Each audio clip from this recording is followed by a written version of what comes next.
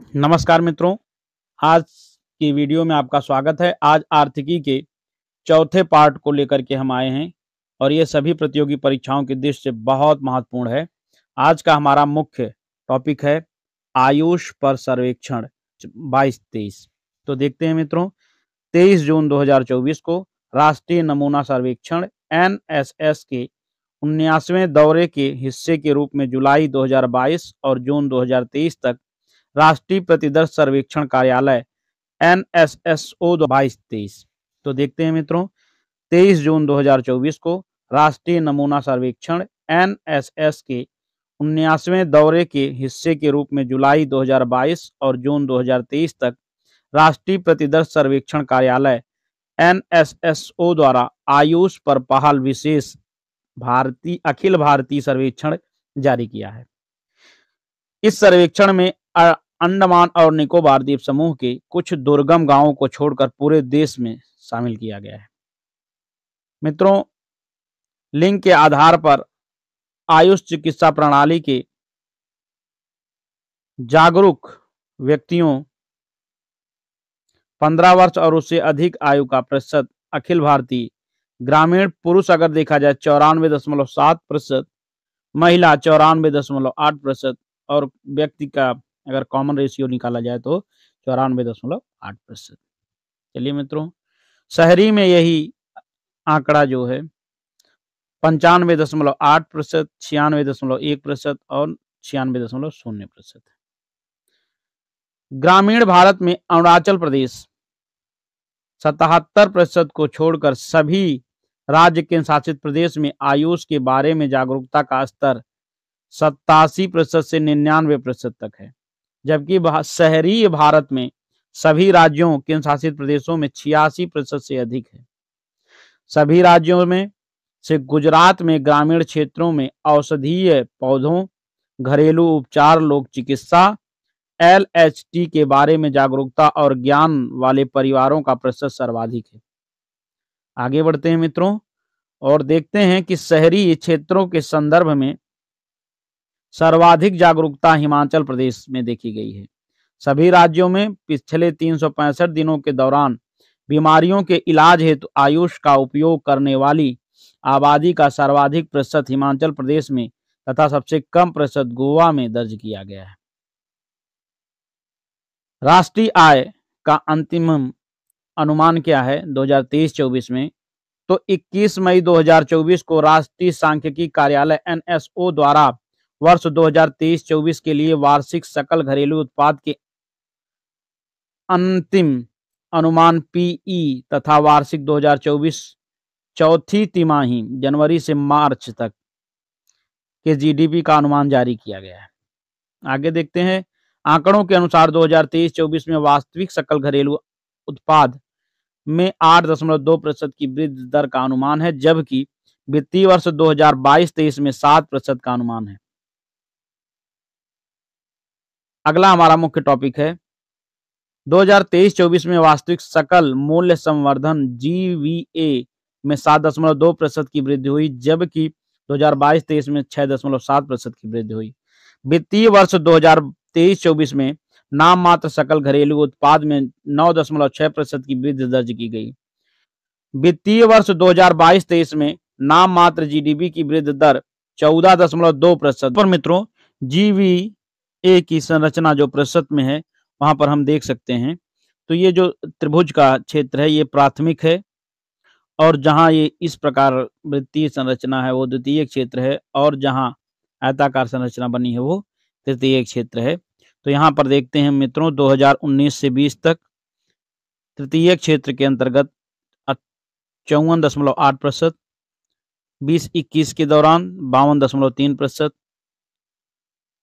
21-22 के दौरान 52.2% और 22-23 FRE के दौरान 54.2%, जबकि 2023 में 54.7% होगा।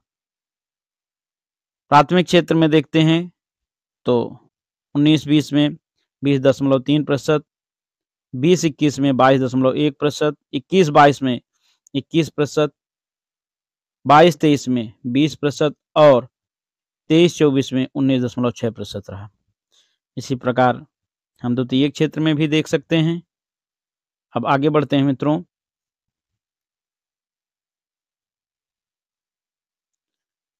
आगे है हमारा अगला, आर्थिक गतिविधि में जीवीए की वृद्धि दरें क्या हैं, किस प्रकार हैं, तो देखते हैं मित्रों। पहले हम प्राथमिक क्षेत्र को देखते हैं, जहां 2023-24 प्रतिशत दर स्थिर कीमतों पर 2.1% है और चालू कीमतों पर 5.5% है। कृषि क्षेत्र और संबद्ध क्षेत्र में देखते हैं 1.4% स्थिर कीमत पर है और चालू कीमत पर 5.4% है। खनन और उत्खनन की दृष्टि से 7.1% तथा चालू कीमत पे 6.3%। द्वितीय क्षेत्र में हम देखते हैं तो 7.9% और चालू कीमत पर 8.7%। विनिर्माण में स्थिर कीमत पर देखते हैं 9.9% और चालू कीमत पर 8.0%। विद्युत, गैस, जलपूर्ति और अन्य उपयोगी सेवाओं की दृष्टि से स्थिर कीमत 7.7%, 7.5% और चालू जो है 9.8%। निर्माण की दृष्टि से 9.9% स्थिर कीमत और 9.4% चालू कीमत है।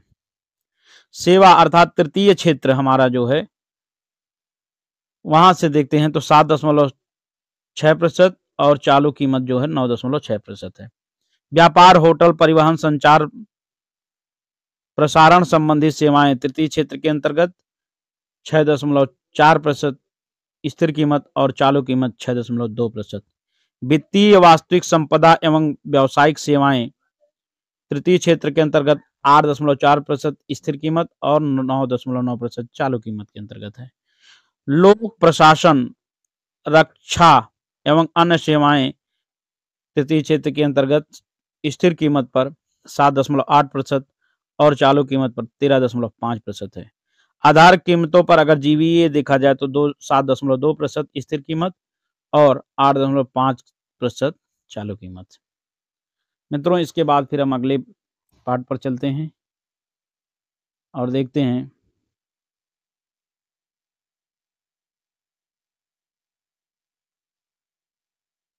मित्रों, उत्तर और पूर्वी परिवर्तनकारी औद्योगिकीकरण योजना 2024 के अंतर्गत हम देखते हैं जो मुख्य बिंदु हैं।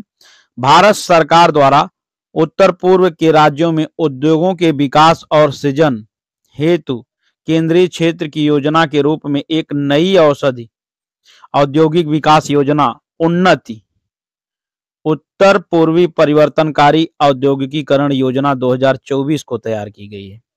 इस योजना का मुख्य उद्देश्य जो है मित्रों, वो है लाभकारी योजना उत्पन्न करना जिसके क्षेत्र का समग्र सामाजिक आर्थिक विकास हो।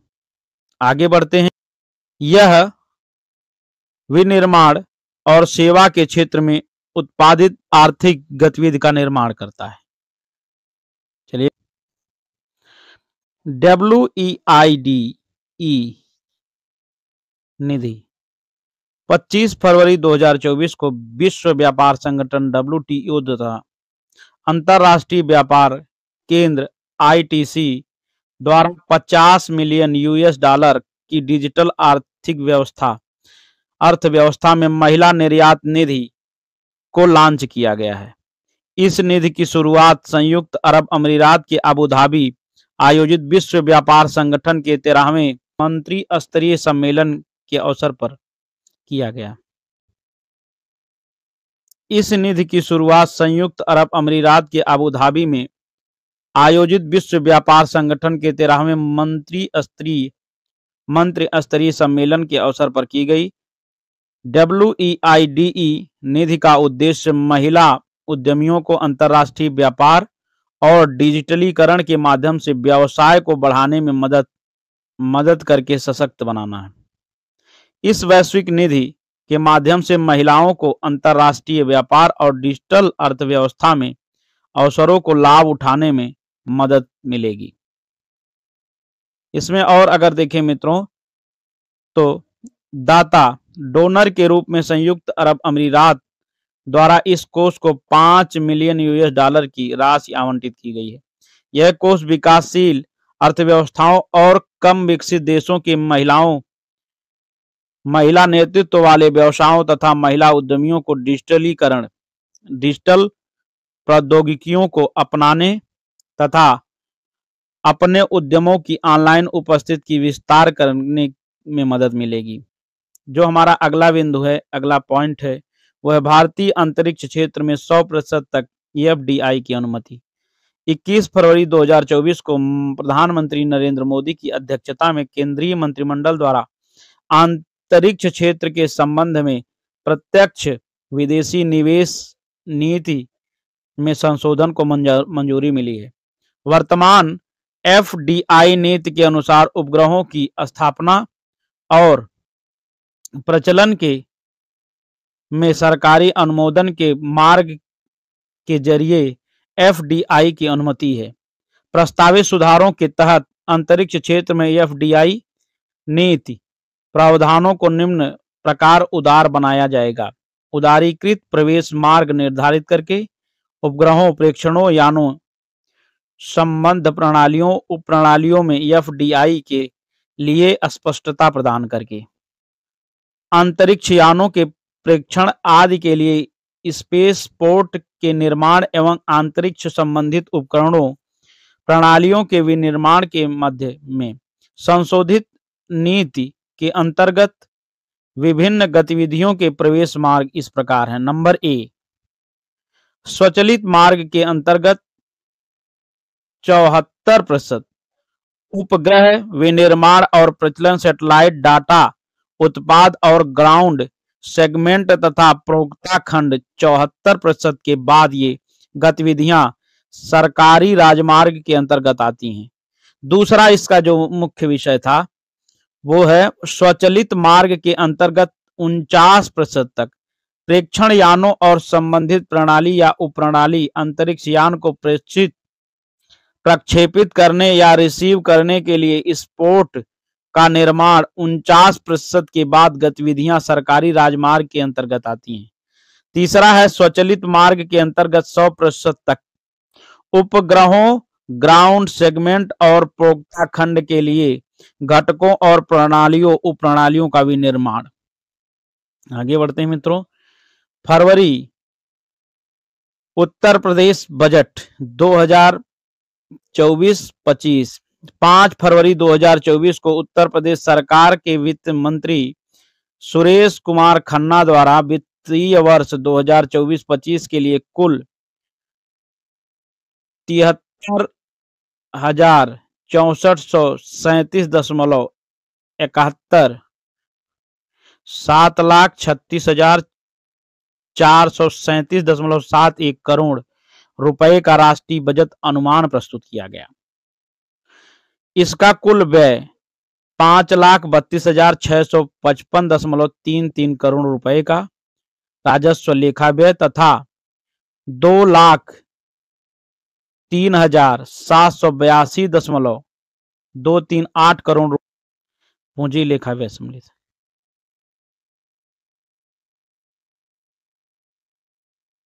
राज्य बजट 2024-25 में 24,863.57 करोड़ रुपए की नई योजनाएं सम्मिलित की गई, जबकि विगत वर्ष के बजट में 32,721.96 करोड़ रुपए की नई योजनाएं सम्मिलित की गई हैं।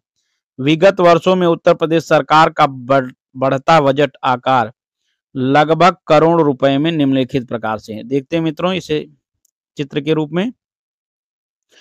2018 और 19 में जो 4,28,385 है, 21-22 में देखते हैं तो ये बढ़ करके 5,50,271 हो गया, और 2023 में देखते हैं तो 6,15,519, और 24 में देखते हैं तो 6,90,242, जो कि 2024-25 में उछलकर 7,36,437.71 करोड़ रुपए। इसी के साथ मित्रों हम चलते हैं अपने प्रमुख आर्थिक बिंदु पर। बजट का आकार 7.36 लाख करोड़ रुपए, वर्ष 2023-24 के सापेक्ष 6.7% की वृद्धि। राजस्व व्यय की अगर बात किया जाए तो 5.33 लाख करोड़ रुपए, पूंजीगत व्यय 2.04 लाख करोड़ रुपए, और वहीं पूंजीगत परिव्यय की बात किया जाए तो 1.55 लाख करोड़ रुपए रहा। बात किया जाए तो कुल प्राप्तियां जो हुई हैं वो 7.21 लाख करोड़ रुपए, राजस्व प्राप्तियां जो हुई हैं 6.07 लाख करोड़ रुपए, पूंजीगत जो प्राप्तियां हुई हैं 1.14 लाख करोड़ रुपए, और राज्य की अपनी कर प्राप्ति जो है वो 2.70 लाख करोड़ रुपए रही। आगे मित्रों बढ़ते हैं। आर्थिक में प्रमुख आर्थिक बिंदु बजट 2024-25 की दृष्टि से पूंजीगत परिव्यय में वृद्धि जो है वो 6.19% हुई है। राजस्व आधिक्य अगर हम देखें तो 2.97%। राजकोषीय घाटा, राजकोषीय उत्तरदायित्व एवं बजट प्रबंधन 3.5% की सीमा में 3.46% रहा। अगर ऋण हम देखें मित्रों तो 8.17 लाख करोड़ रुपए, जो कि 32.7% है। अगला आज का हमारा मुख्य टॉपिक है युवा रोजगार सृजन एवं महिला सशक्तिकरण, जो कि अगली वीडियो में हम लेकर के आएंगे।